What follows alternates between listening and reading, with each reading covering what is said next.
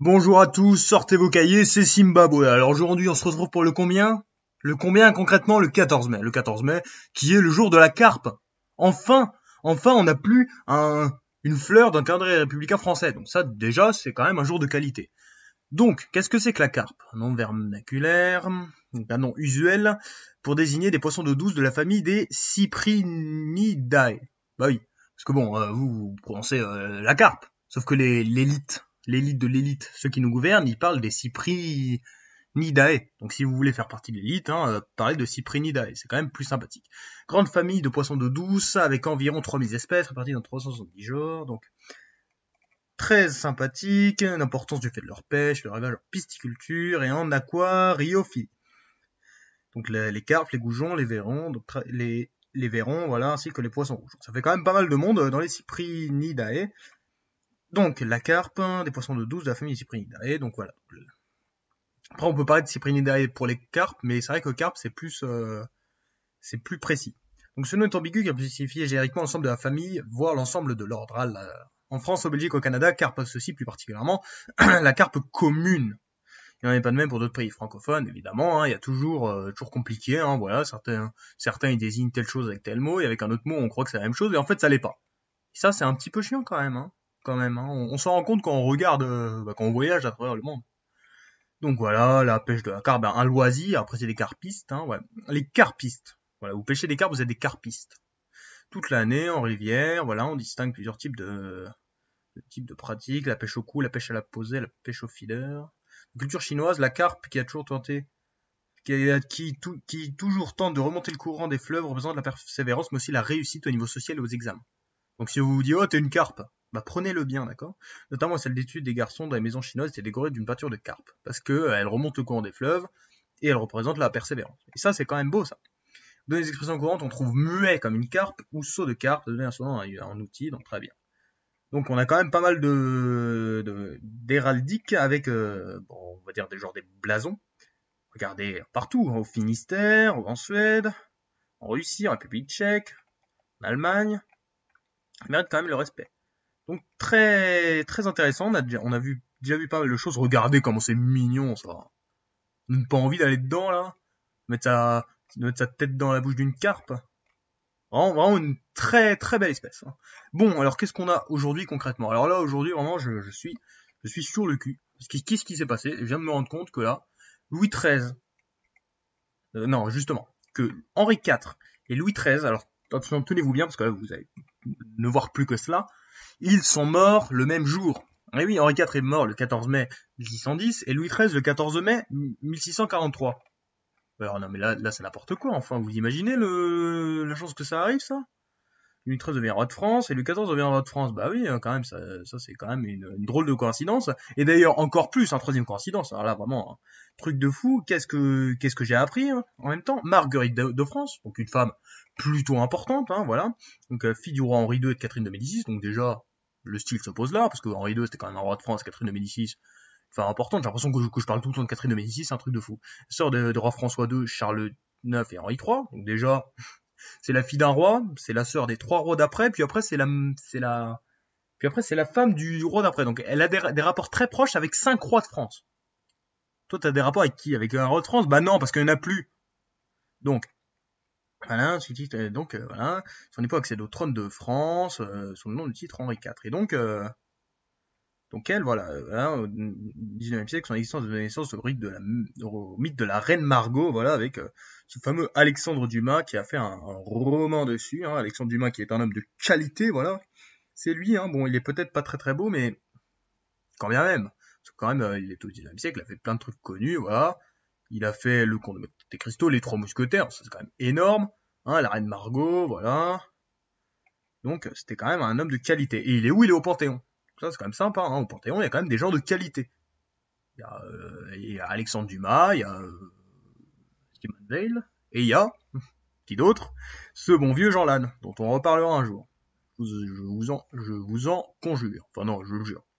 Donc voilà, la reine Margot, quand même, une reine très importante de l'histoire de France, qui a été en rapport avec plein de droits, et aussi, surtout, il y a des rumeurs, justement, sur la mort d'Henri IV, parce qu'Henri IV, tout le monde le sait, bon, il est mort, il s'est fait tuer par ce bon vieux François Ravaillac, un homme quand même, qui était plutôt de qualité. Bon, en fait, comme l'autre, Jacques Clément, bon, c'était aussi un mec taré, esprit tourmenté, élevé dans la haine, vision mystique, bon, truc pas fou, quoi. Et donc, voilà, il a tué Henri IV, voilà, donc un truc horrible. Et il y a des rumeurs qui disent que Marguerite de France, des théories, qui disent qu'en fait, ce serait elle qui aurait tué son mari, parce que bon, Henri IV, hein, il avait pas mal de maîtresses, hein, c'était quand même un homme qui aimait bien, voilà, des descendants illégitimes, au moins 12 enfants illégitimes, ça c'est quand même beaucoup. Voilà, il y en a eu plein de maîtresses différentes. Donc, la légende du bon roi Henri, un culte tardif, ça c'est très important. La postérité des rois de France. La légende du bon roi Henri, icône devenue si populaire qu'elle est restée une image d'Épinal, une estampe au sujet populaire et de couleurs vives. En l'honneur d'Henri IV, Voltaire, qui est aussi en Panthéon, dites donc, tout le monde est là. Il a écrit un poème, une estimation positive. Son tombeau de Saint-Denis n'échappe pas à la profanation de 1793, due à la haine des symboles monarchiques sur la Révolution française. Alors ça, c'est quand même horrible, hein, parce que pour ceux qui ne savent pas ce que c'est que la profanation des tombes de la basilique Saint-Denis. Un épisode de la Révolution française d'ailleurs, qui aurait duré 10 ans. Donc pour Wikipédia, elle s'arrête donc au coup d'état de Napoléon, quand ça devient donc le consulat. Donc au cours duquel les tombeaux et la règle de la nécropole royale de la basilique Saint-Denis, un endroit plutôt important, parce qu'à la basilique Saint-Denis, il y avait des gens plutôt importants. Il y avait lui, Charles Martel, qui a repoussé les fameux Arabes à Poitiers en 732, hein, voilà. On a Pépin le Bref, évidemment, qui a détrôné les rois fainéants. On a après je les connais pas tous, hein. Bon, on a Eudes aussi, on a Hugues le Grand, des gens importants. On a Hugues Capet quand même. Puis regardez qui on a Charles IV. En fait, on a tous les rois de France, quoi. Donc ça fait quand même pas mal de beau monde, hein. Des types plutôt sympathiques. Et donc en 1793, la Convention nationale, donc qui était au pouvoir, a décidé donc de profaner les tombes. Et donc il y a les mecs qui sont arrivés. Vraiment, ils ont ouvert toutes les tombes et ils ont fait tomber tous les rois de France, tous leurs cadavres, et c'était horrible, quoi. D'ailleurs Louis XIV, d'après la légende, le visage de Louis XIV était extrêmement sévère, il a fait peur aux révolutionnaires. Ça c'est quand même très important. Alors, est exposé aux curieux, dressé debout, donc c'est encore dans les 4, alors que bon, d'autres sont mutilés, certains révolutionnaires sectionnaires n'hésitant pas à prélever un ongle, à des cheveux, des dents ou des os. Il faut néanmoins préciser que la fabrique d'ongles médicaux à partir de momies humaines est une pratique courante depuis plusieurs siècles. Là, il ne faut pas juger le passé. Or, les cadavres royaux sont justement des momies, les corps de plus de 170 personnes, 46 rois. 46 rois, c'est beaucoup quand même. 32 reines, 63 princes de sang, des serviteurs de France, 2 douzaines d'abbés, jetés dans des fosses communes. L'une est citée au Valois de première race, et l'autre au Bourbon, au cimetière des moines. Voilà, Restauration, sa veuve tentera en vain de les vendre au roi Louis XVIII, ouais, parce qu'il y a quand même pas plein de reliques, hein, qui sont partis, vendus aux enchères. Ouais, il y a vraiment des trucs qui ont chevelure de Philippe Auguste quand même, jambes momifiées de Catherine de Médicis, un mâchoire de Dagobert. Magnifique, enfin. Ah, c'est quoi? C'est la tête momifiée d'Henri IV. Ouais, il y a eu beaucoup de théories, enfin d'histoires sur à quoi ressemblait Henri IV, et d'ailleurs son visage a été reconstitué récemment. Donc où en fait on le voit avec une belle tête, enfin de papy sympa, mais elle a aussi subi des critiques cette tête parce que les mêmes en fait ils ont fait une autre reconstitution, la reconstitution de la tête de Robespierre, et cette fois-là en fait elle était dégueulasse sa tête, enfin, c'était vraiment une tête de dictateur, et donc il y a des gens qui disent qu'en fait cette entreprise qui refait les têtes des personnes mortes, et elle s'inspire aussi de la légende des gens, comme Henri IV il a une image de papy sympa, et hop il a une tête de papy sympa, et comme Robespierre il a une image un peu de connard, et du coup on lui a mis une image de gros méchant. Donc à voir. Et donc voilà, il y a vraiment beaucoup d'histoires sur Henri IV.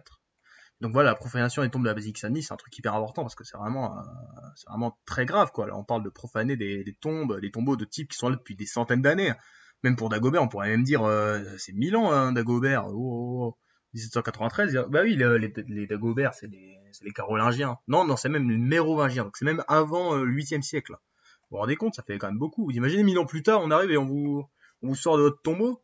Ça donne pas envie, c'est pas un truc très sympathique, de qualité.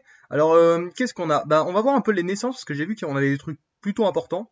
Alors déjà, c'est l'anniversaire de Nathalie Kosciusko-Morizet. Donc ça, je pense qu'on peut quand même en parler, parce que c'est une femme politique française de qualité. Hein, voilà, députée de 2002 à 2017. Ça, c'est un truc qui est très grave, hein, parce que les députés, ils étaient tous là de 2002.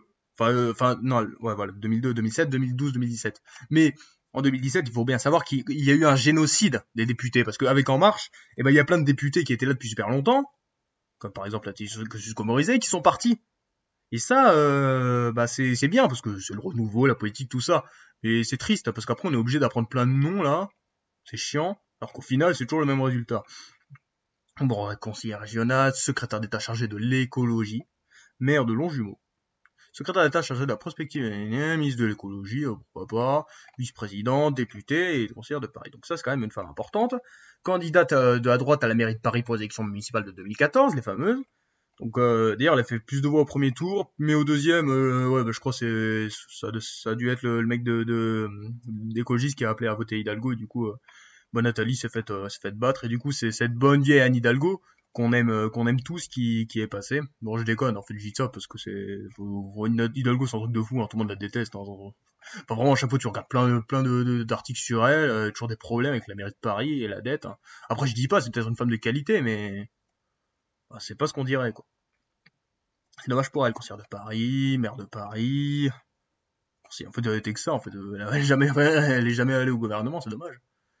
C'est dommage. Elle possède également la nationalité espagnole, il faut le dire, hein, comme Manuel Valls, par exemple. Ça, c'est beau, parce que faut pas, il y a certains gens qui sont plus que français, qui sont d'autres choses, et ça, c'est marrant aussi. Vous imaginez si, genre, on devient président d'un truc, après on devient maire de Barcelone. C'est quand même sympa, vous voyez. Et donc, elle se présente également à la primaire de la droite et du centre en 2016. Je sais pas si vous vous souvenez de ça, c'était très important.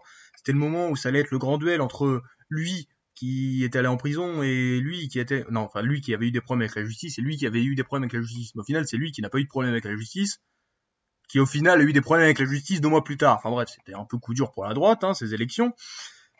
Voilà, puis après, sinon, bon, Nathalie qui a fait 2,5, Bruno Le Maire qui a fait 2,3, mais c'est marrant parce que Bruno Le Maire, lui, il a pu être ministre au gouvernement, alors que Nathalie, elle a rien eu, cette pauvre Nathalie, c'est quand même coup dur. Puis après, on a eu lui aussi, bon, lui, non, on va l'oublier, hein. Bref, c'était très intéressant comme élection, voilà, 70% second tour, mais quel homme pour faire 20% à la fin, aïe aïe aïe. Donc voilà, Cisco Morizet, une femme de qualité. Qu'est-ce qu'on peut voir à la fin? J'avais peut-être vu d'autres trucs. Voilà, c'est l'anniversaire de ce bon vieux Mark Zuckerberg, donc informaticien chef d'entreprise américain et cofondateur du site web social Facebook, c'est un plutôt important. Personnalité de l'année par le magazine Time en 2010. Personnalité la plus influente du monde, suivi de Steve Jobs, Forbes. Sa fortune est 71,8 milliards de dollars américains, 5e de la liste des milliardaires du monde. Oh là là là, quel homme. Bon, il a eu quelques problèmes l'année dernière parce que bon, problème avec Facebook et le famoso ingérence de Facebook des élections américaines, hein, apparemment. Et donc, dans le dernier classement, il est combien, Zuckerberg? Ouais, il a baissé donc avec toutes les histoires de Facebook là.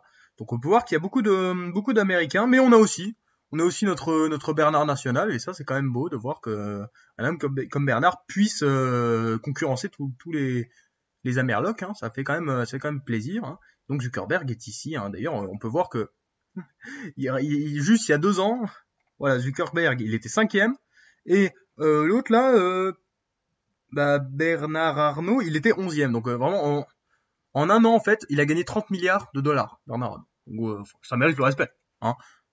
Le famoso, apparemment, il y aura des impôts en France, pas pour Bernard. Hein, Bernard, c'est un homme qui il sait quoi faire avec son argent. Et donc ça mérite le respect.